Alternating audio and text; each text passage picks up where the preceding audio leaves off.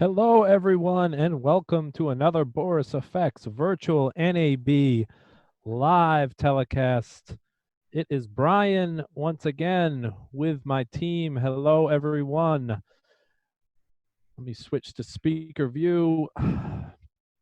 Hello, everyone. Thank you for joining us. This is our last live stream of the day. Today, we'll be looking at Continuum 2020.5, the new updates in Tidal Studio. And to present for us today is John Dickinson. John, say hello to everyone. Hello. So John is going to walk us through the new improvements in Tidal Studio. We have an all-star panel on here to assist them. Joining John is Kevin P. McAuliffe. Hello, Kevin. Hello, Brian. How is the weather in Toronto today? I won't tell you that it was snowing this morning and this afternoon because it was doing both. It was almost hailing this afternoon. I have friends in Florida going, oh my God, we're taking 3 showers a day and it's snowing here. It's crazy. Kevin is one of the first and foremost trainers for Avid Media Composer. Kevin, what's the name of your YouTube channel? Let's Edit with Media Composer. Just head on over to YouTube, punch in Let's Edit with Media Composer, and you can find all kinds of great tutorials that include strictly Avid ones, as well as ones for Continuum, Sapphire, and Mocha as well. Very cool. Very cool. Thank you for joining us, Kevin. And also joining us is Peter McCauley, Senior Product Manager for Continuum. Hello, Peter. Hello, Brian and everybody. And Kevin, I thought you were going to say the weather is rapturous up there. Oh, Well, that's why I wore the hat, because Brian and I have the little thing going on here with the Celtics and the Raptors. So we're just going to keep that going on here. So there we go. Okay. yes, now we're talking. All right. Now we're talking. There we go. Yay. And also joining us is Vin Morelli, product specialist for blah, blah, blah for Continuum. Vin Morelli, product specialist for Continuum. Hey, Vin. Hey, how's it going? Vin, live streaming from Salem, Massachusetts, home of the witches. That's it. That's all I have for jokes. No one's ever made that joke about Salem before. No, right? no one ever talks about it. No, I've never heard that one. ever. Cool. All right. So today we are going to be looking at Tidal Studio, right? We're going to be giving away some amazing prizes. We're going to be giving away a seat of Cinema 4D. We're giving away a all the Boris Effects stuff. Let me bring up my sheet here to see exactly what we're giving away. Also want to point out that everything we sell is on sale right now for 25% off. The Boris Effects NAB sale is on. 50% off multi-product new perpetual bundles and 25% off everything. So if you want to upgrade an older seat of Continuum is 25% off. If you want to get the new Tidal Studio and the new improvements that John is showing you today, now is the time to do it, 25% off. If you want to go ahead and get, Sapphire and Continuum or Mocha and Continuum, those multi-product bundles are 50% off, but 25% off. New seats, subscriptions, renewals, upgrades, 25% off everything we sell. So today we are going to be giving away a 1-year subscription to Max on Cinema 4D, a 1-year subscription to Avid Media Composer, what else? Sorry. The last one of the day, a 1-year subscription to the Boris Effects bundle. So very cool. That is Sapphire, Continuum, and Mocha Pro. Giving away a 1-year sub to Silhouette, a 1-year sub to Sweat Paint, a $100 online gift certificate to Farm. So very cool. Two Farm sells every plugin you can imagine. And a online pass to Post-Production World, which is really neat. Post-Production World, if you guys are familiar, is an event that's usually held at NAB. They have moved the whole event to online. So it's a great place to get some professional After Effects, Avid, Premiere training, pretty much anything. So that is an online pass to Post-Production World. We will be giving away these after John's presentation. So go ahead and like, subscribe, and share. That's the way to enter. If you want to leave a comment, if you want to like, if you want to subscribe, you want to share. We're broadcasting to a whole bunch of different social media platforms right now. So we're broadcasting to a bunch of different YouTube pages, a bunch of different Facebook pages. We're on Twitch, we're on Twitter. So wherever you're watching, just go ahead and leave a comment. We will be monitoring to the best we can all the forums. I'll be in the YouTube, and Vin will be monitoring over in the Facebook. So we'll try and bring in some of your questions if you have for John. Feel free to ask those in the forums. We'll do our best to get back to you. So go ahead and like, subscribe, and share. That's the way to enter. One note, please, for all you winners, be patient with us. We'll try to do our best to get you your prizes by Friday. We have a whole bunch of prizes we'll be giving away, so we're tracking everyone down. But we'll reach out to you and DM you through whichever social media platform you commented on. Okay, all right. So John, I will hand it over to you and let you take it away. Sounds good, Brian. You're going to roll that Yeah, in theory. that graphic for me? I will. Hold on one second. Let me cue it up.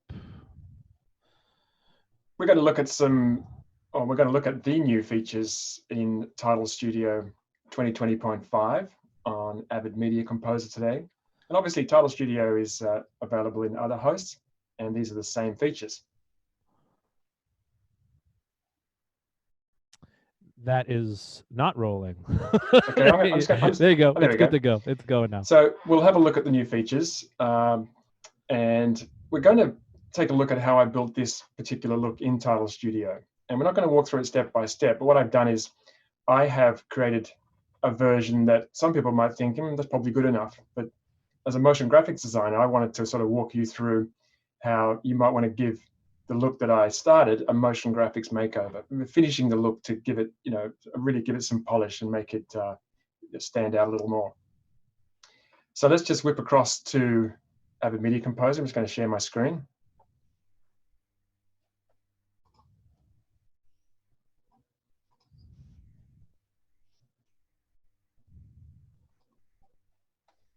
I just want to make sure I can move these guys. Just one moment. There we go. All right, so John, I'll do my best to keep our little floating heads out of your window there. That's fine. No, I've just hidden them myself. That's fine. Thanks, Brian. Yep. So Continuum 2020.5. We've got native support for 4K monitors. So if you're lucky enough to be using a 4K monitor, you will now be able to use Continuum and be able to see everything, which is fantastic. Doing a lot of work on that to make sure that you can use Tidal Studio in 4K. There's also a new composite over source option, really handy for people who've been using Tidal Studio a lot, because it means that you can now directly apply Tidal Studio to your clip without the need for a filler layer, which is really handy. It also has various apply modes. We'll take a look at that in a moment.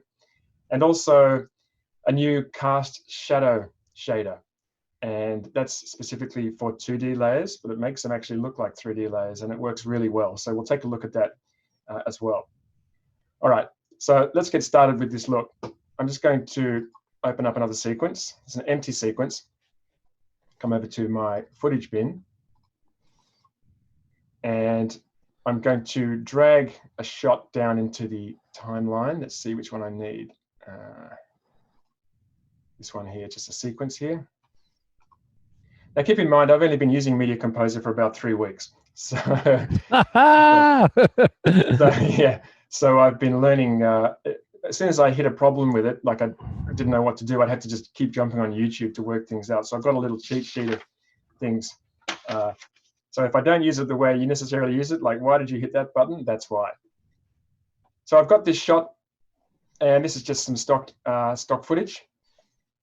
Next, I'm going to apply Tidal Studio. So I come over to my effect palette, and under BCC 3D objects, just grab Tidal Studio and drop that onto the shot. Okay, there we are. So that will give me some 3D text automatically. And check that out. Here's the new composite options. Just make that a little bigger. So without doing anything, I've been able to apply that directly to that shot. No filler layer required. And I've also got different apply modes, as I mentioned, things like screen, and you get some creative options with these. Overlay looks quite good with that one. And a master opacity, so you can, sorry, that's the brightness. Still getting used to where the words are underneath the sliders. Opacity and contrast. So really handy features. Let's just bring that back to 100. And we'll bring this back to, let's see, 0. And we'll bring this back to 0. Okay, so I'm going to go into Tidal Studio, and let's take a look. So I'm going to click Launch Tidal Studio UI.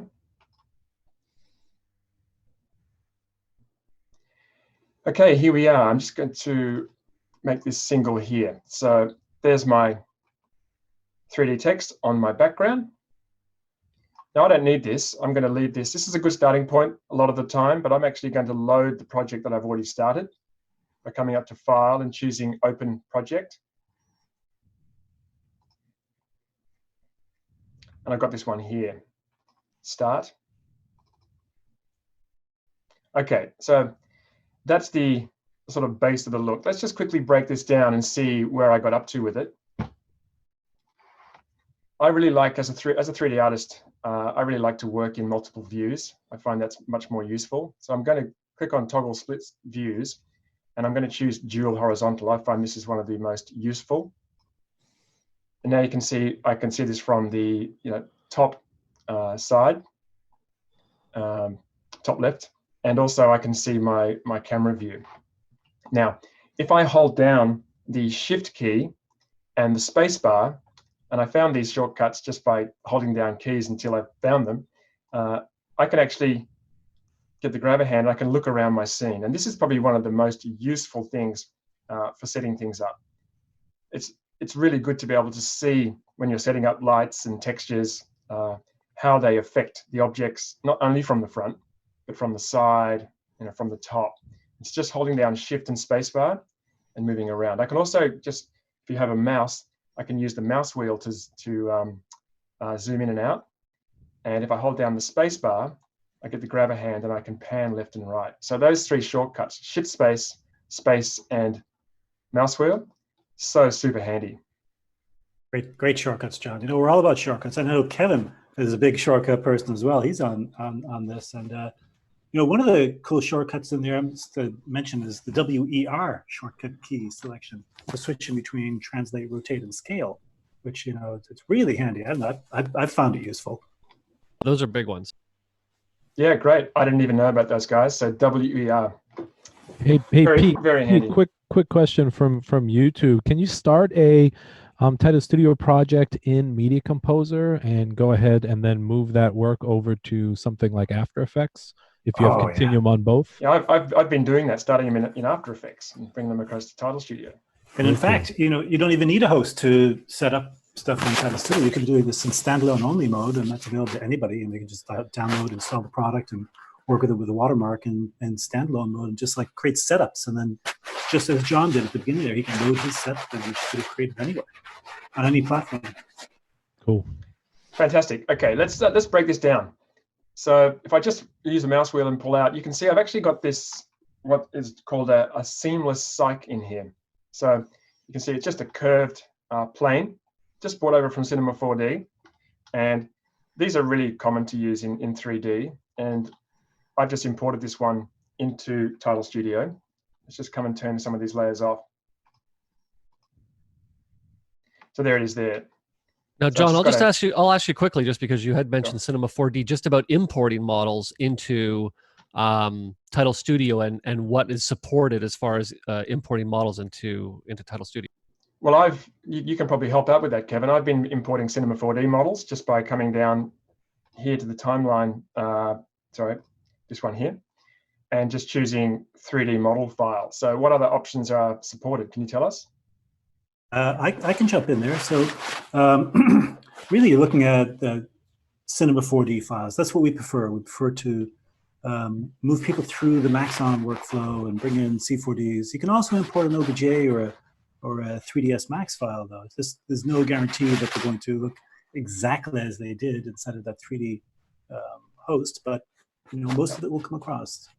And if you have an OBJ, you can always bring it across to Cinema 4D, save that C4D file and bring that in. I'm showing you a few 3D models here, and we're going to include these in 2020.5, so you'll be able to grab these and put them in your own looks. It's super easy. The first thing I did was, I've only been using Tidal Studio for a short time since I joined Boris FX, and so I've really had to sort of ramp up on what it can and can't do. And the first thing I wanted to do was, can it bring in 3D models? And boom, it just imports straight immediately. So that was very, very handy. And that's why you'll see a few looks that I've created in a few tutorials that were released, that you'll see 3D models that I've used, somewhat similar to this. Okay, so 3D models. Thanks for that question, Kevin.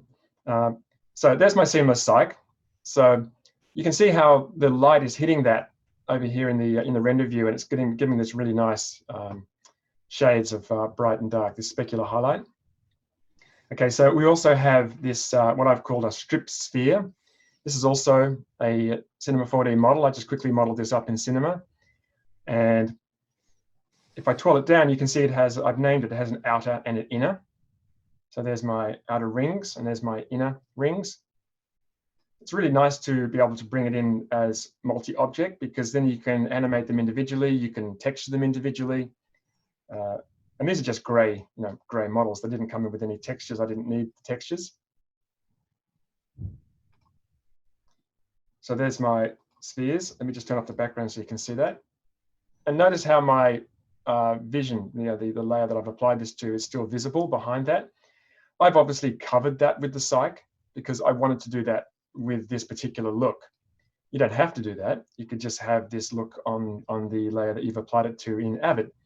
But it's also good to keep in mind that the layer you applied it to is part of the scene, and that's going to be visible in the reflections, and we'll see that in a moment.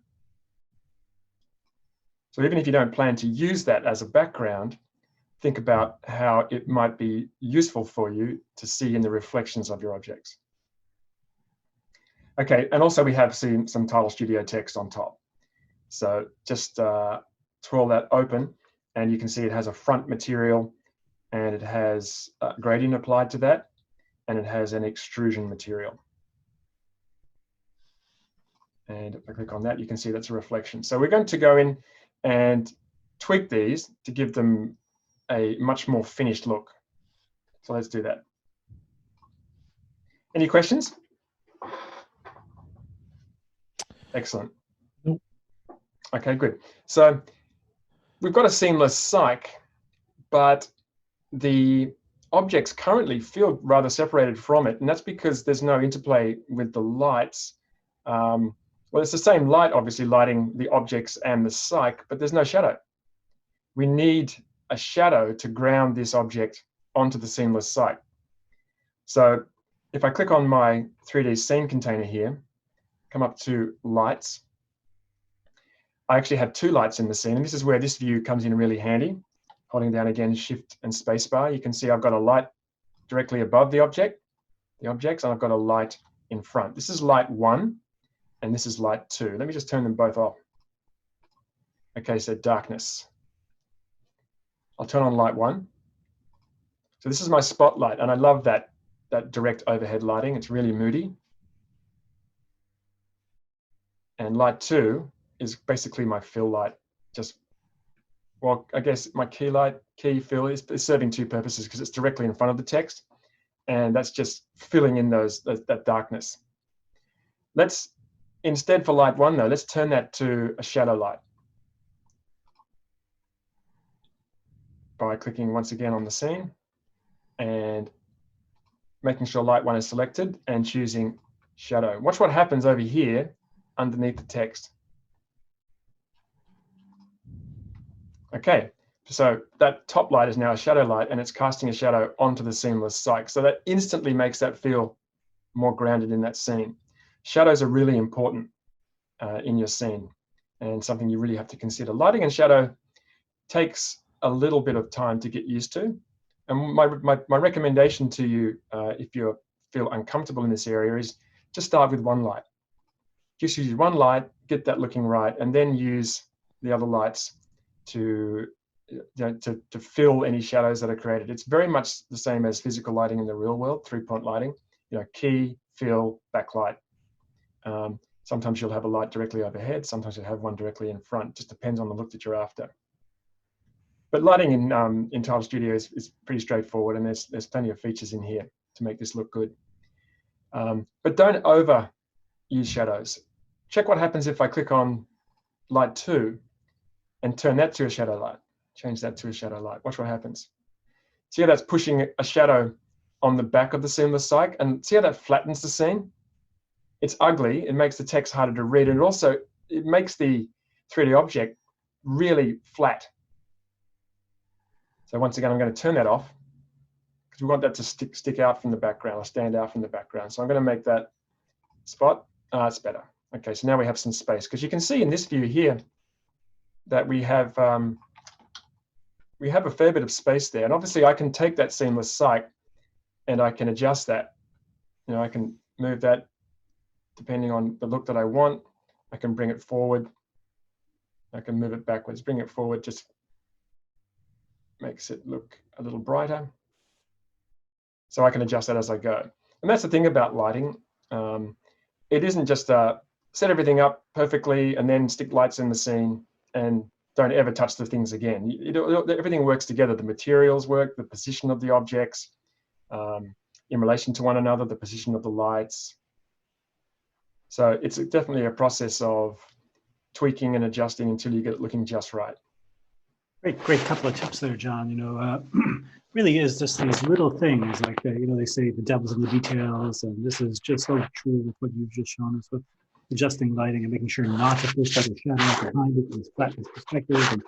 And, yeah, totally, Peter, totally. And I've been using 3D apps for many years, and they're 3D apps with 3D lights and textures, and they all basically inherently have the same, you know, the same requirements.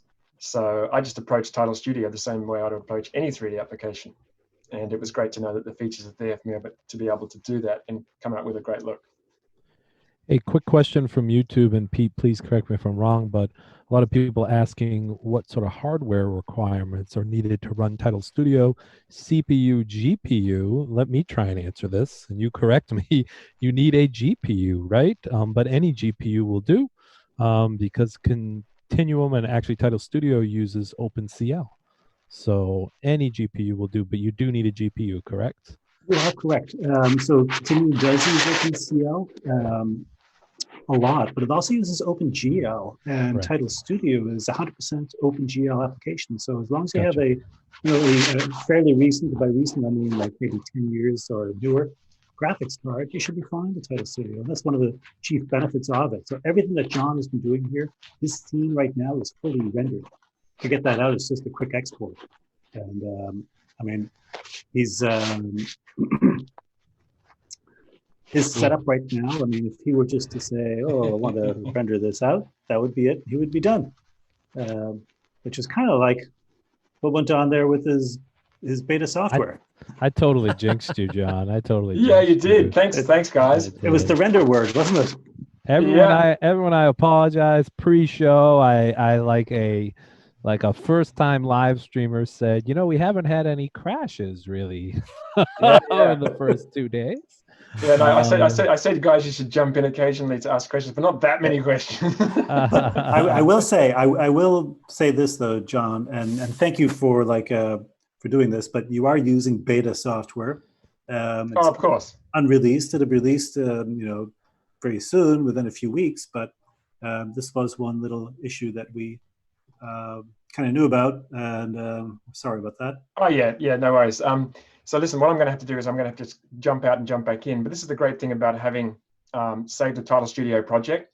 Mhm. I'll literally be able to, once I've restarted, just load that straight up and we can keep going. So you'll have to give me a couple of moments. So just sure. Lots of love online for your Ant-Man helmet, John.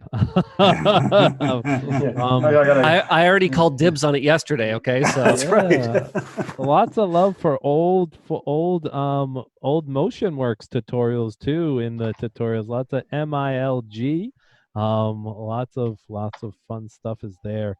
Did you do an old MLIG like globe tutorial people are referencing or something? I remember.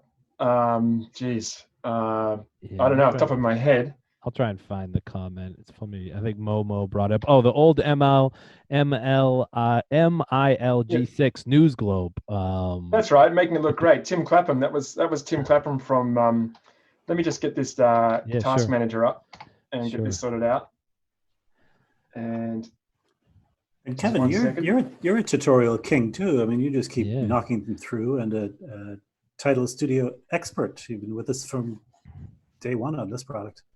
And it's funny. The one thing I was thinking about, and I mean, John kind of said it, when he said, he's been working with Media Composer more or less for 3 weeks, because we all know John sort of as a Cinema 4D and graphics guru. But what makes it interesting is just that, is the fact that, his background comes in graphics, but if he had to jump into Media Composer to add some cuts and dissolves, he can bring everything that he knows from the After Effects continuum with him into Media Composer. I mean, again, we're talking cuts and dissolves, but he can still jump in, throw on whatever effect he wants to do, whether it's Tidal Studio, whether it's any of the other tools inside, and essentially what from After Effects, all that information transfers directly over into Media Composer. So, to jump from one to the other is I'm not going to say it's obviously the editing and the application knowledge needs to be there, even at its most basics, but just the fact that he now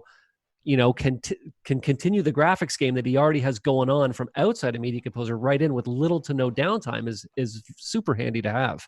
Yeah, and someone else can do can set that up for you, say in After Effects, and just a motion designer, and then they can just save it for you, and you can just dump it straight in your Avid timeline and just make some adjustments. So I think it does pay as an Avid editor to have some knowledge about how to make a scene look good, how to do the lighting and stuff like that. So, but if it comes to you and there's a way you can make it better, then that's good as well. If there's too many shadows or too many lights, or the color's not quite right, it's good to have some of that all-around knowledge.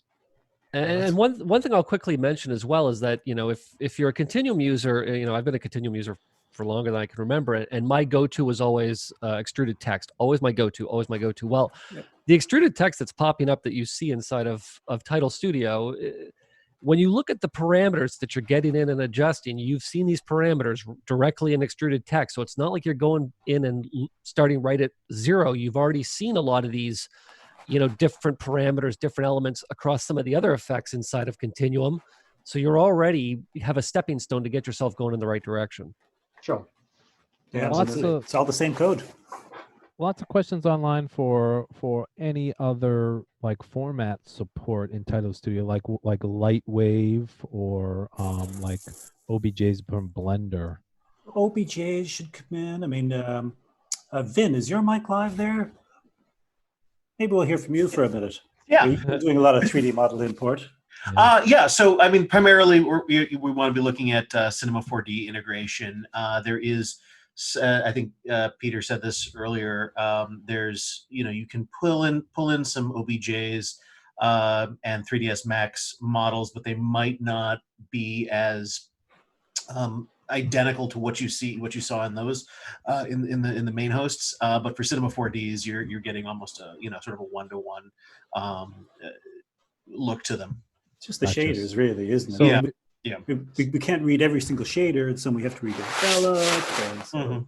Gotcha. So if you wanted to match identically, your best bet is to go the C4D route, but Definitely. go ahead and try and import some of the other formats. You just might be missing some of the shaders. Maybe if it's a simple geometry at work, but something complex might see some spikes or something like that.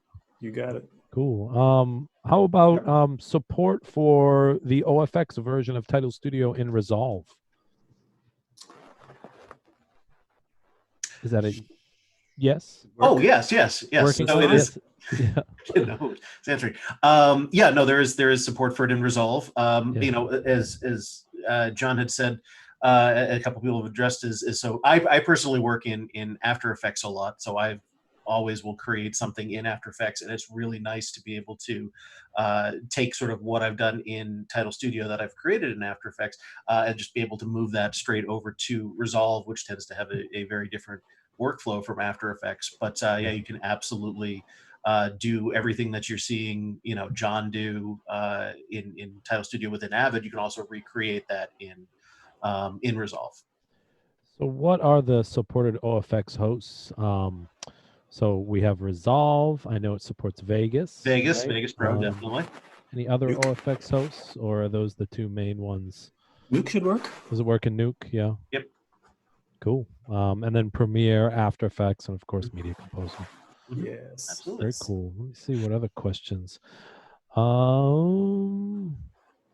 Yeah, I would love, Ray Heath brings up a good point. We'd love to see some more integrations between Tidal Studio and Sapphire. I would love to see that as well. Um, so we get that question a lot, right? It's a really difficult one. People like they're completely separate code bases, right? They're completely different. We do have some interesting ideas, like maybe Builder supporting OFX plugins, and then Title Studio could plug in that way.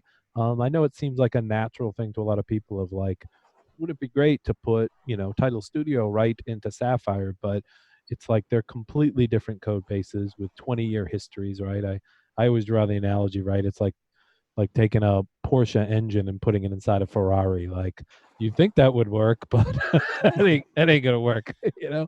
But There's actually a question on Facebook as to whether or not you can get AE text features.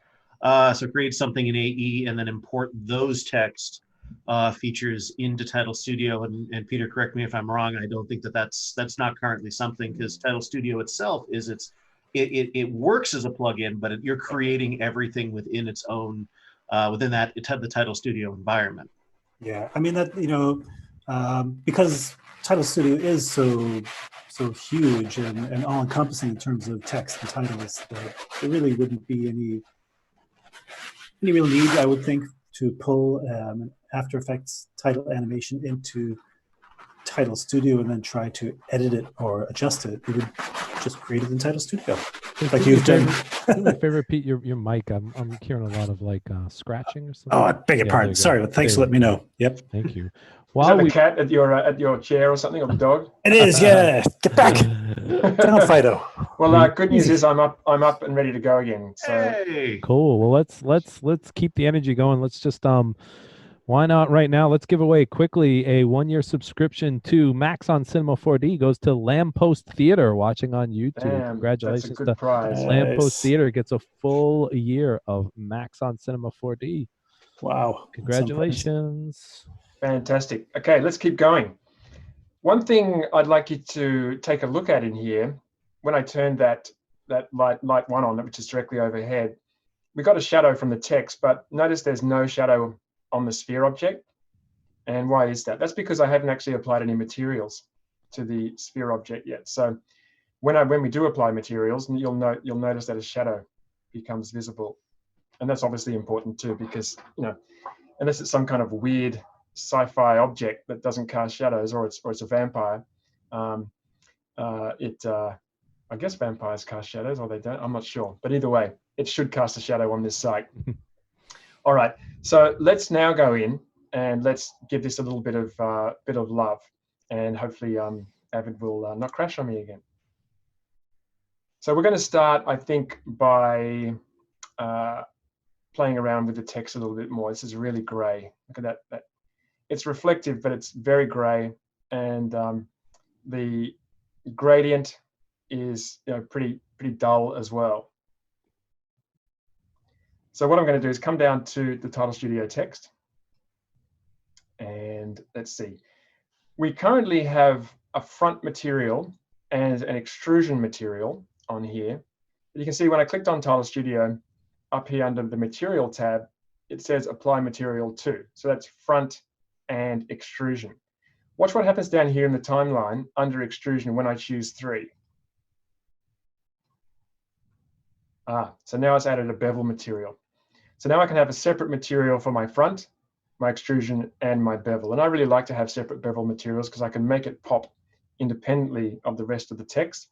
And it's really good for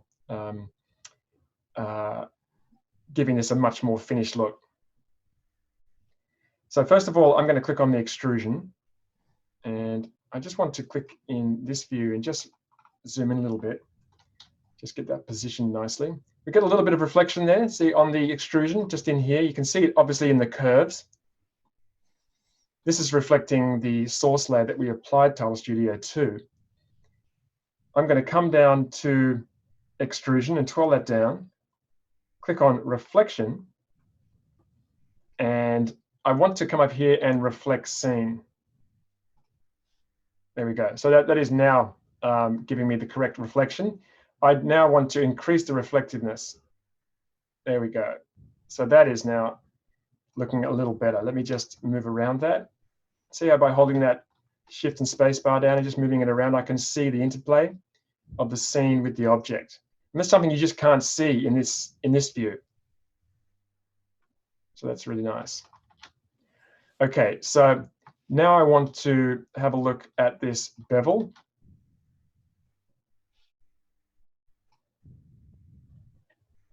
So the bevel material has taken on the front material. I don't want that. I want to click on texture, the texture type, come up here and choose reflection, like that. Okay. Also, I want to reflect the scene and increase the reflectiveness, like that.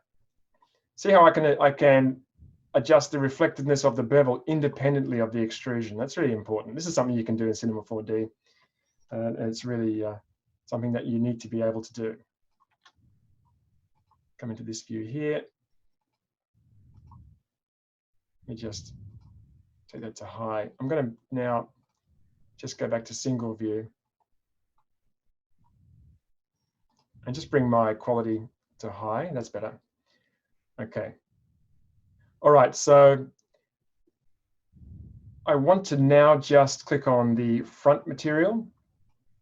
So come down to front and click on the texture. I'm going to go to the gradient. There we go. Click on the gradient. So I put a gradient in here, but I want to make that delineation between the lighter area and the darker area more obvious. So that means I just need to drag these stops on the gradient just closer together. Just keep bringing those until I get them right next to each other. I don't want them to flip necessarily, just something like that. Maybe a little closer. Now I've got a nice sharp line. Let me just zoom in on that. See a nice sharp line there? And if I come down to angle and just increase that to about 92, not too much, it just puts that at an angle. And that just gives me that kind of faux reflection. And it really is fake because this isn't an actual reflection. So when I animate this object, you won't see the reflection move as if it would if there was a reflection in the scene. That's definitely something that I could have done, is put just a 2D plane, a 3D plane in the scene and have it reflect in the text. But as far as I'm aware, guys, there isn't currently a way to have something reflected in one thing and not reflected in other things. Is that correct? I believe you are correct, sir. So there isn't any currently any include exclude with reflection just yet, but that's definitely a feature request that I've already made since joining the team here. So I'd like to be able to reflect things in certain objects and not in others. So you can look out for more and more great features being included. So that definitely looks better. Obviously, I could go in and adjust the colors, but I'm going to leave them as they are. And let's just check if I've done everything I want to do with that. We can come in and adjust the reflectiveness scale on these objects. I'm just going to put some material on the sphere first, and then I'll come back to adjusting the text. I'm just going to click apply for now. And this is what I've been doing when I've been working. It's just coming in here and just saving this, and then just coming back into Tidal Studio. I can save within Tidal Studio, but currently I don't want to save the project independently of the Avid project. Just want to save the thing as a whole. You can see that's already starting to look better, isn't it? That text already is definitely looking a little better. So let's come down now to the sphere object. And again, I'll just mention this is just something I quickly whipped up in Cinema 4D. It's got no materials on at the moment. You can see this light is really blowing out here. Now for inner, I actually wrote down the number of the color that I wanted to put on here. I'm just checking my notes. So if I come over to my material styles, and the material that I chose was blue 16. So let me just come down to blue 16 and just drag that. Actually, just make sure that's selected and double click. There we go. So that's applied that simple basic blue to the inner sphere. And if I come up to my controls with, let's see, color selected, I'm going to just increase the size of this brightness of the specular. You can see there's a specular highlight here. That was all blown out before, remember? I still like it to be a little bit more. So just increasing that a little bit just there. And what I also want to do here is I want to switch on two-sided lighting, and that'll light the inside of the object. Have a look down here. You'll see it really obviously. It's really quite black. If I click on two-sided lighting, now I've got a light on the inside down in there, but I think that looks a lot better. Very nice, very nice. Yeah, just something to keep in mind with that. Software, all softwares, it's important to get in there and play with it, right?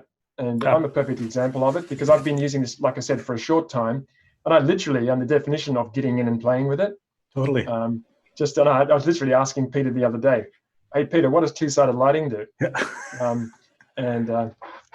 Because I wasn't sure whether there was any other use for it than other than sort of like lighting an inside of an object, and that's exactly what it does. So I actually worked it out myself in the end anyway. It was amazing. You hit the nail right in the head. It's like, oh, what does this do? It's like, well, not much, but it does this. She's like, well, that's exactly what I wanted it to do. Yeah, that's right. That's right. Okay, so, and hey, take a look down here. There's my shadow. And how much better does that look? It looks really nice. And I will have separate materials for inner and outer. So let's put one on the outer.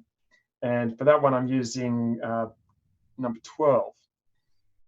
So I could just go and choose any random color, but of course it'll probably look terrible. So yeah, there's method in my madness. I have spent some time making sure that this does look acceptable.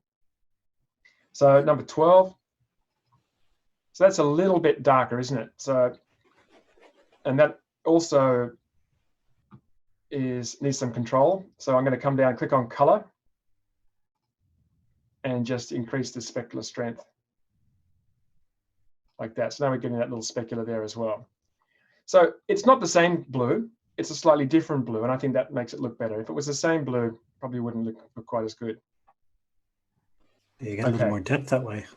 Yeah, yeah. And I did apply a few colors to it, dragging them on. Just, well, actually coming to my material styles, just keep double clicking to change the materials until I found something that I liked. And I just went for just a blue theme for this. All right, so let's change the sphere object, the Cinema 4D sphere. Just change the angle slightly because I think it can look a little more interesting if it's at a different angle. So I'm going to click on the strip sphere and come over to tumble, change that to 45. Just tip it forward a little bit. And I think it's the rotate Z. I want to make that 45 as well. Okay, I like that much better. I think that looks much more dynamic. Imagine if this was a company opening titles for a company video, or I just think that it looks a lot more dynamic. Maybe this is a globe or a representation of a globe. It just looks so much nicer like that. And we're going to give this a little bit of animation in a minute as well. Obviously, I can animate this. I can animate the scale, the rotation, the position as well. Okay, so that's my sphere. What I want to do next is I want to create a Tidal Studio sphere and drop that inside, because we've got a lot of blue in here, as I just mentioned, and we need something to offset that. So let's just come down to add new media, and I'm going to choose, where is it? No, it's in here. Sorry, I need a primitive object. So it's this one is named add new shape. So we've got little pop-up, what are these called, guys? These little yellow things? Which things there? Little tips, tool tips, right? Yeah. So the tool tips. The name eluded me for a moment. So if you're not sure what something is, just drag your cursor over it and use the tooltip. I'm a big stickler for calling things what they are, not what I think they are. You come down to this little doohickey, it's not very descriptive. So add new shape, add a sphere. Okay, so that's added a sphere. Let me just go into my dual horizontal again. And this is way too close, this one. There we go. So once again, holding down Shift and Spacebar, get a much better idea of where that is in the scene. And I'm going to move that. So let's see, I'm going to click on it. There we go. And I'm going to just move that back. And I'm going to scale it down. So holding down Shift and then clicking on the little box here. Oops, try that again. I'm just not holding down Shift early enough. There we go. So putting that inside, and you can see in both views how that's sitting inside the Cinema 4D model now. But obviously the texture is not that good. So I'm just going to move that up a little bit first. And I'm going to add a texture to this. Now I've chosen a yellow for this one. So currently it says disable shader. It's actually just applying the layer that we applied the Tidal Studio to, wrapping that around it. I want to come to material styles and double click that.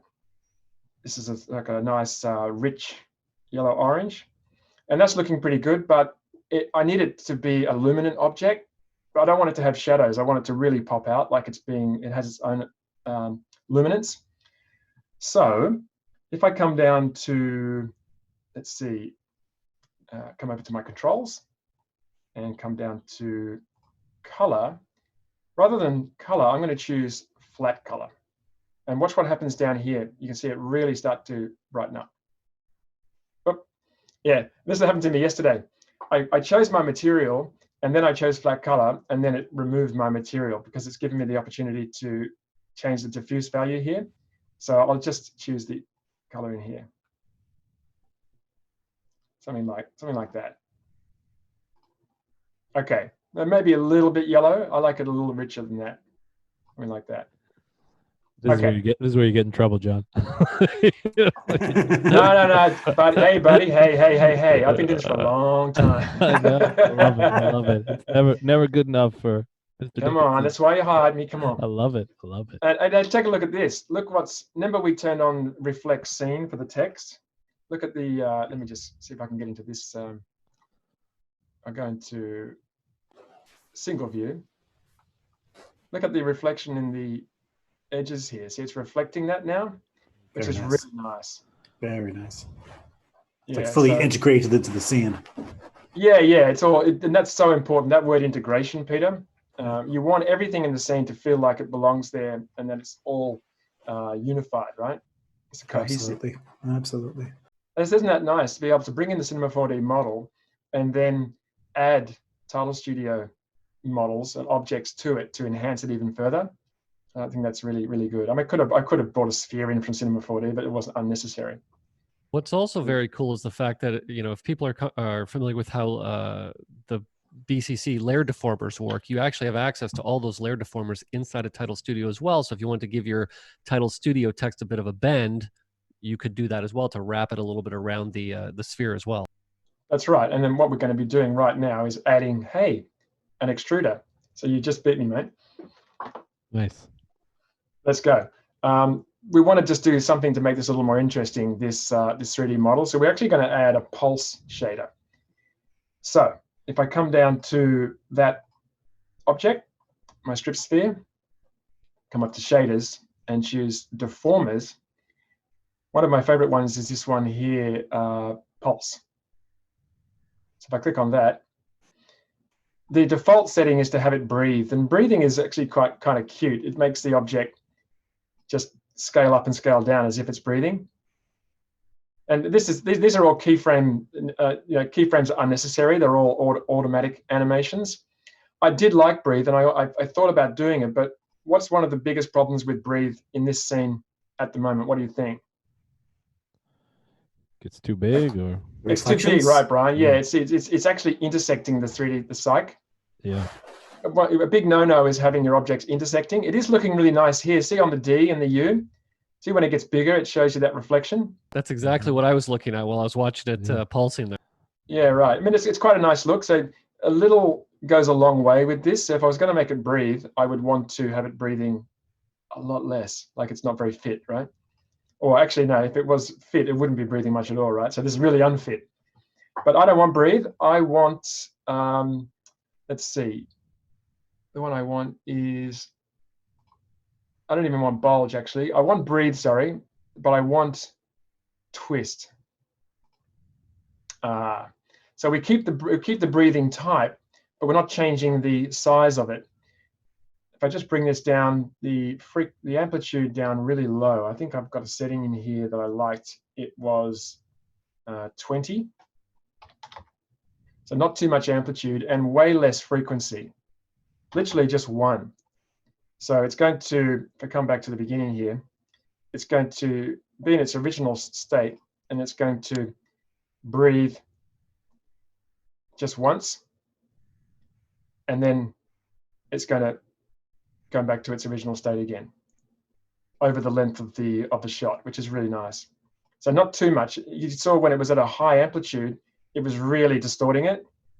But this actually looks quite interesting, as if it was, you know, part of the model. It's not actually messing up the geometry with it, and that shape's really nice on that yellow. And when I play it back, you'll see that it's still actually moving on this text, and that's probably a little too much yellow on the text. I can adjust that, and this is what I was talking about before, setting things up to kind of how you like them, doing something else in the scene, and then thinking, okay, now I have to tweak that other thing to make it work better. So if I come back to my text and just twirl that down, and I'm going to come to my extrusion first and come down to, let's see, reflection.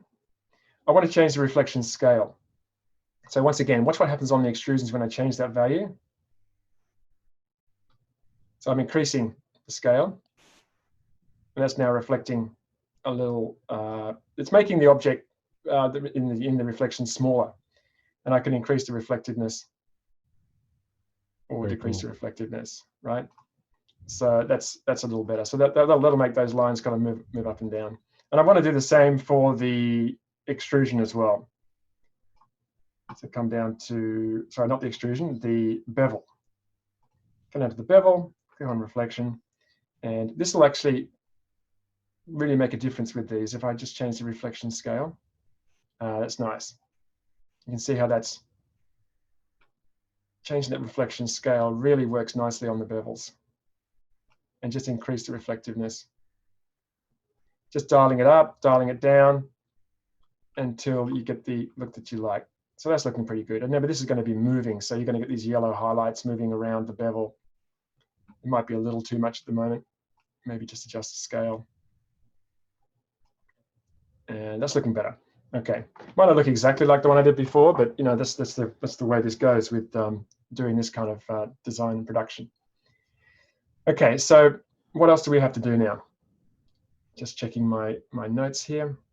And John, just while you're checking your notes, I just want to just quickly mention for Media Composer editors that, you know, everybody's been screaming for a long time, when are we going to get our larger than HD titler? When are we going to get, I mean, we have one, but I mean, with you showing us what you're showing us now, this is SD, HD, 2K, 4K, doesn't matter. It's you can use this in any type of project that you're working on. You could be creating this, exactly what you're creating now, in 4K and get a fantastic looking title, super crisp, super clean in 4K. Yeah, so resolution independent, right? Totally. Is that what you're saying? Resolution independent? Yeah. Yep. Yeah.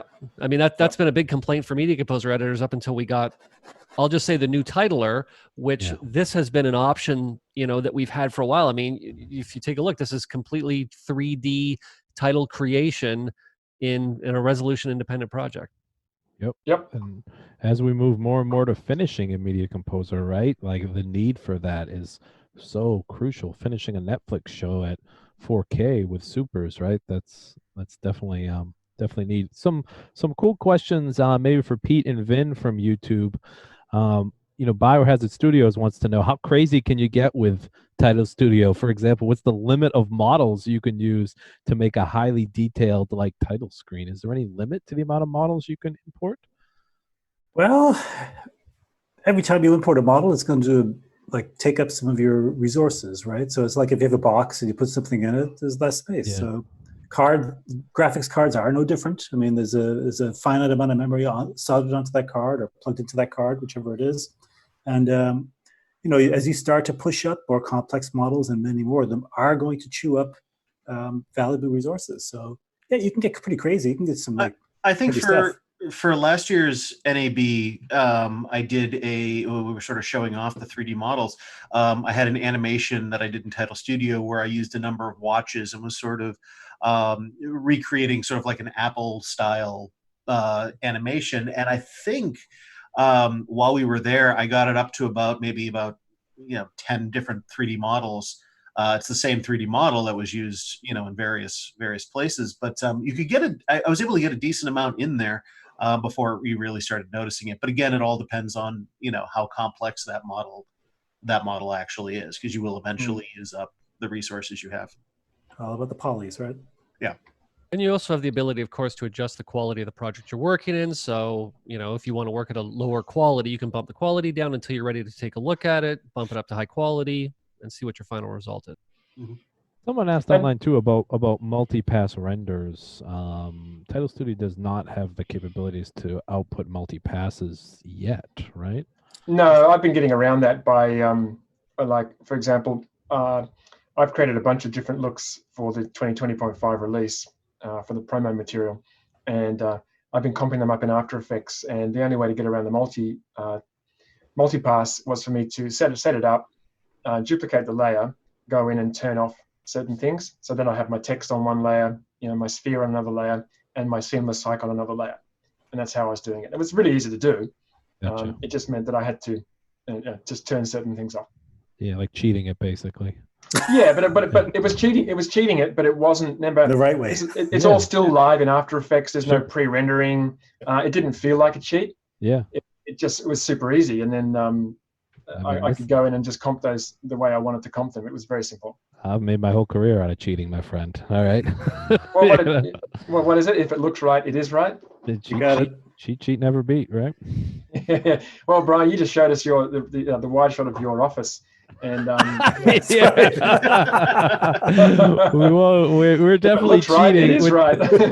We're definitely cheating right here. Let's not look over and see about 5 years worth of children's Lego toys to my left. So I thought Brady Bretzel had a good one yesterday. Yeah, he did. So listen, let's bring this home. Sure. I've just skipped over the camera animation.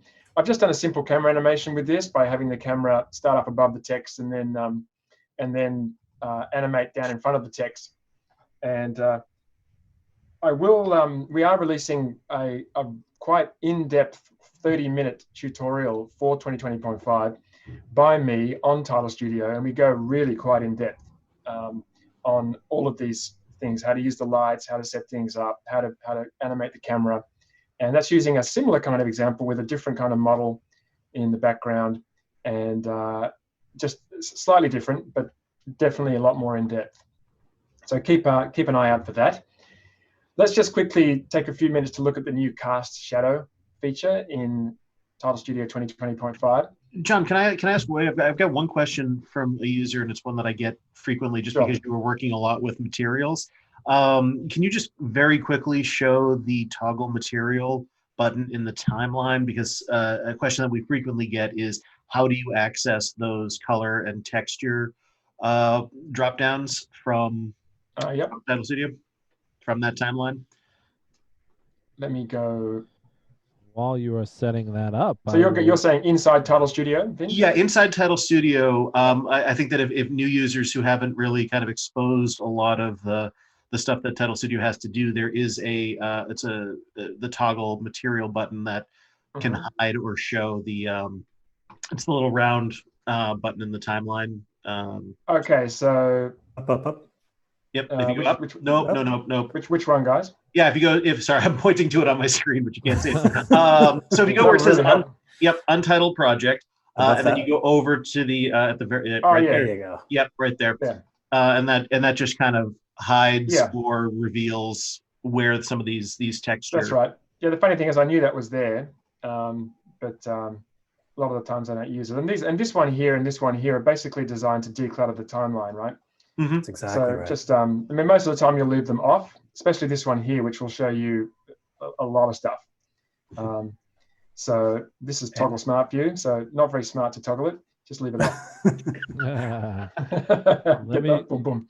Let me jump in, But let me jump in quick and give a Boris Effects bundle Sapphire Continuum Mocha Pro 1-year subscription to Dat_Indian watching on Twitch. Congratulations. Dat Indian on Twitch gets the Boris Effects bundle Sapphire Continuum Mocha Pro 1-year subscription. Congratulations. Fantastic. Let's take a quick look at the new cast shadow feature. So I've got a very relevant basic setup here.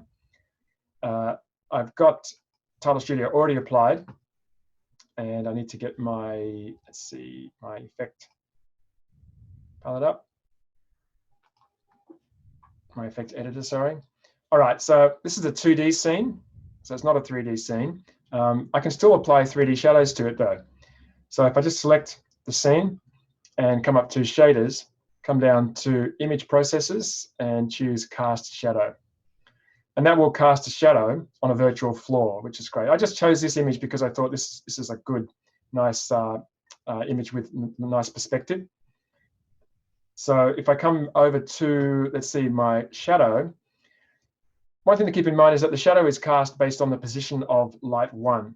So if we come over to, click on the scene, come over to lights, you see light 1's on, just turn that off and no shadow. So that's illuminating the text, and it's also casting the shadow.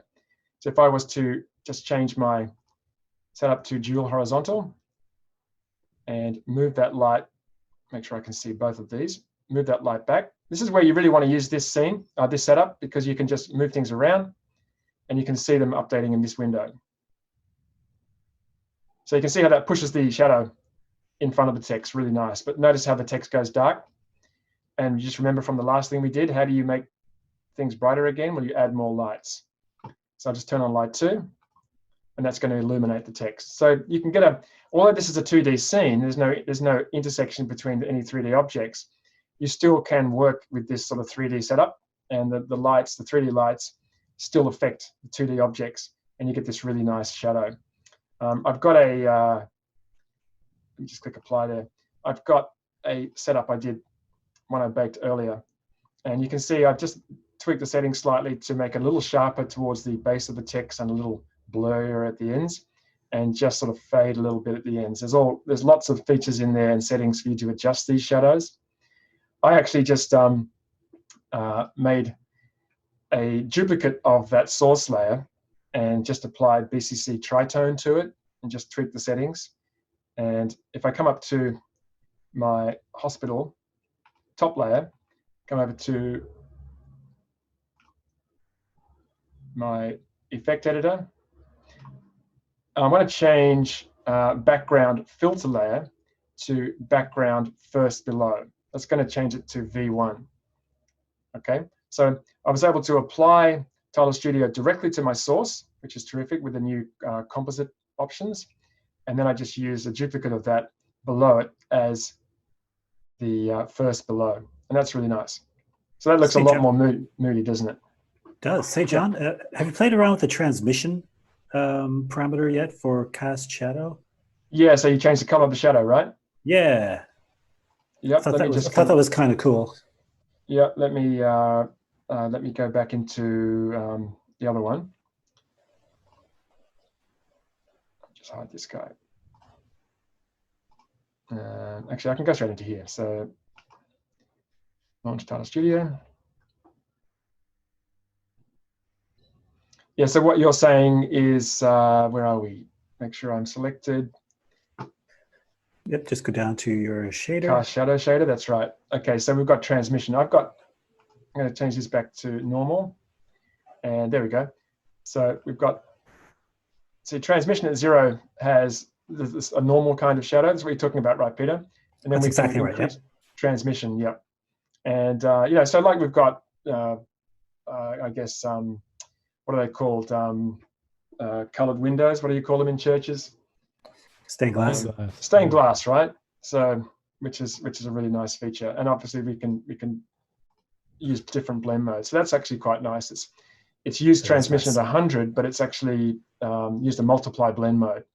So it's almost like the material is it's translucent, which is really nice. So that's BCC Tidal Studio 2020.5. I'm going to just unshare my screen now, and let's talk a little more. And just a Ooh. quick mention for everybody that if you think Cast Shadow is awesome inside of Tidal Studio, it's also available as its own standalone effect as well. You did a big It's always tutorial handy on to have that. that kind of effect, isn't it? It's always handy to have that easily be able to cast a shadow onto something like that, because in After Effects, yeah, I can do that in Tidal Studio in 3D. We just saw that how I cast that shadow onto that seamless site.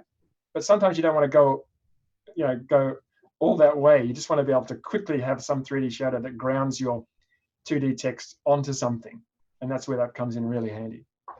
I mean, especially for media composer editors, I mean, the biggest problem we always have is applying effects to titles to just to give it even a little bit of extra realism, and just even that one effect, the cast shadow, just you could drop that into a scene, drop that on there, and it actually makes it look like it has depth and that it's actually part of the scene that you've just stuck it on top of, which is handy. That's right. Yeah, exactly like in the example I just showed. Love the way you built the psych. That's something I would never think to do. I would do that in real life. I would do that. Well, yes, it's no different, Yeah. Brian. And that's classic 3D setup. Having Yeah. a seamless psych there to You know what? I would spend hours trying to cheat that with a vignette and a light. You know what I mean? And like it wouldn't be right, and I would think, "What's wrong with this?" And I would never think to just build it because my mind doesn't work in that 3D realm. It's very much 2D. Yeah. I'm very much thinking how to cheat this and make it look like that, not how to do it proper. The real difference between a compositor like myself and a real 3D artist to like build it out. It's amazing what gets done in 3D. But yeah, it's also you don't want to have that hard line. If you have a floor and a background, Yeah. you don't want to have that hard line. It's So a real true. dead giveaway.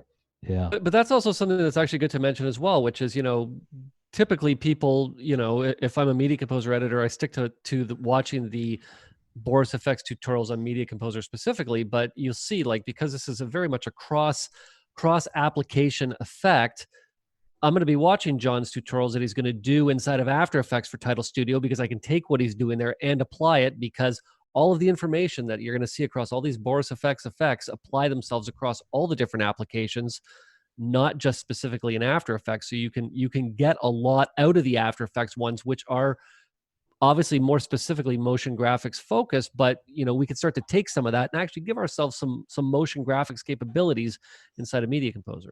Yeah, I think it goes for any application where it uses like the same plugins. Half the battle with any piece of software is knowing what it does. Just knowing what it does, even if you haven't used it. If you know that, for example, yesterday I showed the new reflection filter from BCC in the setup that I did, and it has a ripple setting, and it's just really nice to make ripply, reflections on water. You don't have to have done that, but to know that it's there is super handy. So when you come up against a situation where you think, damn, I need a good reflection, there's that one. So with any of these big suites of plugins, it really helps. Spend a bit of time applying them, see what they do. Watch a few tutorials. Don't worry about not, necessarily using them and making something great straight away. Just know what they do, and then you'll have that there as ammunition when you need it. Question Whether for it's Peter. After Effects or Avid. Question for Peter. Foreign language support in Tidal Studio.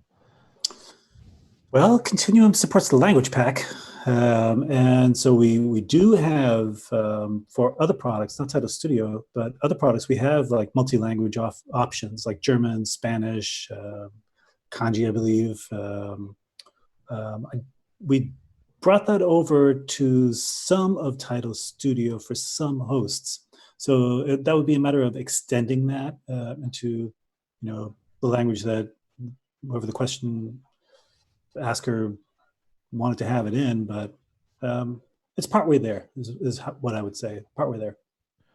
Ooh, all right. I also want to mention when you're looking for some more questions, Brian, those 3D models that I've been using and I am using in other tutorials, we are looking at putting those in 2020.5, right, Peter? That's right. Yep. And yeah, that's fantastic. It's going to make it so much beefier and better, like having like those really cool actual C4D models that you yourself created. Sure. inside for everybody to use, whether they're watching one of your tutorials or actually using this in a live production project. I mean, they're yeah. free I to mean, use. these are obviously. I mean, the seamless site could be one of the models, which is great. You can use that. But other ones are just some graphic objects that I made, and sometimes it doesn't have to be a specific thing. Just a graphic element in there that's 3D can really make the difference in a title. That's right. Absolutely. Just some Um, other. Oh, go sorry. No, I'm Didn't sorry. mean to- Go right ahead. That's okay. Just pointing out, a lot of questions like just about Tidal Studio in general. Like, so Tidal Studio is part of Continuum. Continuum is a huge set of plugins. That's to me like the most amazing takeaway is like everything we've watched that John's been showing here is Tidal Studio, which is like one plugin in over 270 Continuum. Like it's a huge suite of visual effects plugins. You can purchase Tidal Studio as a premium filter, right? So that is just you can just get Tidal Studio. But by far the best deal, right, is to get like the full suite of Continuum. Over 270 plugins, Pete. Who knows? Well, you're close. I mean, you're 60, a little bit over. 260, A little bit over. 260. I get confused. Over Sapphire is like 250. You over do- 250. yeah, Over yeah. that's a good marketing line. Over 250 plugins. There you go. Thousands of presets. Yep. So you can get Tidal Studio as a premium filter, or you can get it as part of Continuum. And right, Pete, there is a standalone that you can just work with Tidal Studio. It just isn't going to render, right? And it just That's has a watermark. So you could build everything John's doing in standalone app, which you guys can download for free right now. But you can save that project. You'd have to open it up within Continuum inside a host application to actually render it. But you can play around with Tidal Studio right now. You can download for free. You're absolutely right. And speaking of big plugin packages and that, I mean, obviously Continuum is a massive like Swiss Army knife and has all this stuff in there, but there are also multiple ways to buy it. So as Brian mentioned, you can just buy the premium filters. That's just Tidal Studio. You could buy just the 3D objects filters, which includes Tidal Studio, or you can buy the whole product. And what's great about Boris FX as a company is we respect the user's decision to purchase and keep that in memory. So let's say, Brian, you were, for instance, to purchase Tidal Studio today, and 2 months down the line, you're like, damn, I should have bought the whole package. You can buy the whole package and we will refund you the cost of your initial purchase. That's great. Very cool. Very cool. And if you haven't checked out the subscription, yeah, it's a great. And you're a media composer editor, check out the subscription because the price of it will boggle your mind. And this is coming from a media composer editor. 100. Let's put it this way: the biggest thing that I always hear media composer editors say is, "Oh, it's $2,000." No, not no. What, Brian? What is the price? Subscription. What is the price for Continuum for Avid? Man, I have to look that up. Oh, so don't worry. He'll post it there. Don't worry. But trust me. I'll tell you right now. Hold on. I'll jump over and look. I mean, that was a great setup, Kevin. I should have told Brian first. I should have told him I was going to do that before I did it. I should have went and did the research before I did that. That was Paul Pierce just missing the pass from. I was hoping you were going to be my Kawhi Leonard when I got that pass to you against the 76ers. So Continuum for Avid is the same as Sapphire, right? So it's $495 for a 12-month subscription. $495 for 12 months. And right now that's 25% off, right? So it's $371.25. And after watching this, and then you're going to go back and you're going to watch anything that you see on Particles, Particle Illusion, and right there, you'll be like, here you go. Or and you get 250 other effects, or 240 other effects with those two right there. What always blows my mind apart, even as I read it right now, is Continuum subscription for OFX, right? That's $195. Ridiculous. And then marked down to $146.25 right now. So anyone who's interested in getting Continuum for Vegas or Continuum for Resolve, right? That to me is like the stellar deal of the Boris FX family. The full suite of Continuum for a year right now for $146. Not to get too salesman on you, but that's why I hesitated, because like Sapphire is across the board $495, for all hosts, and I knew that Continuum has that amazing deal for OFX. So that to me is is a crazy deal. But I know, Kevin, I do the same thing, right? Like part of my job is to get to go around and train different people on Continuum and Sapphire, and I know Pete sees this all the time. Like especially Avid editors have this ingrained in their mind, this like $2,000 number, that's the only way to get in. I mean, at one point, 10 years ago, Sapphire was $10,000. Like those days are far gone. The price point to get into these plugins is so much lower now, and there's so many different ways, right? Like Pete brought up with the units, with the premium filters. It used to be just like one price. You had to get the permanent no lock seat. Now we have all these different options, subscriptions, premium filters, and so yeah, and more stuff to come. We're always listening to customers and asking what they want. And we definitely have some fun stuff coming soon that everyone will love. How about Brian, that for a tease? How about that for a tease? Brian, since you opened that door, I would just like to offer to anybody that is in on this session that if they would like to join our beta group, that we are open for submissions currently. So anybody out there who's interested in like getting in on the base level of software, people like Kevin McAuliffe here, he's in our beta group, has been for years. He helps design the product. I mean, how cool is that? So if you want, and keep in mind that once the product releases, we're not done there. It's the team is always working on bug fixes and things like that all throughout the year. So the product is constantly being updated, supported, and so it's a 365 day per year job. That's right. Yeah, I'll tell people, if anybody's interested in joining the beta groups, email info@borisfx.com. You may think like, emailing info@borisfx.com is going into a black hole. I will correct you. It goes into two black holes. These eyes. It goes right to Brian's computer. That's Tim from Adobe's line. Right? But it's a good one. I will say that if you email info@borisfx.com and ask to join the beta, we'll set you up.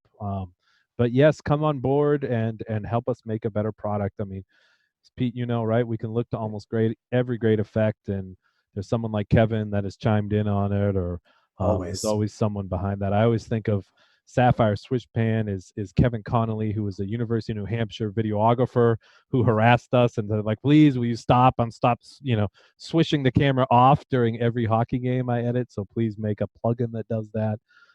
There are great stories like that. All right, let's quit yapping like some yentas here, and let me give away some prizes.